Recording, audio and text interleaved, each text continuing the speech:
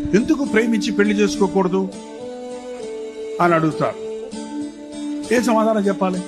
చాలా మంది నాకు చెప్పేది ఏంటంటే, నేను ఒక అబ్బాయిని ప్రేమించాను, నన్ను మోసం చేశాడు.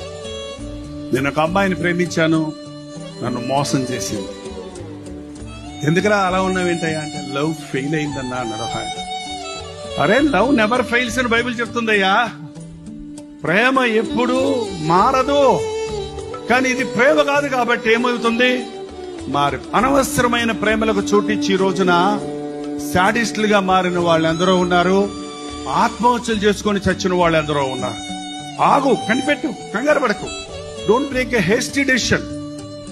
పెళ్లి విషయంలో తగినంత సమయం దేవుని చిత్తం కొరకు కనిపెట్టు. నేను చెప్పిందంతా చేస్తుంది, నా భర్త చేస్తాడు, లేక నా భార్య చేస్తాడు, జీవితకాలం అంతా మాకిద్దరికి తిరుగులేదు అనుకోవడం అజ్ఞానం.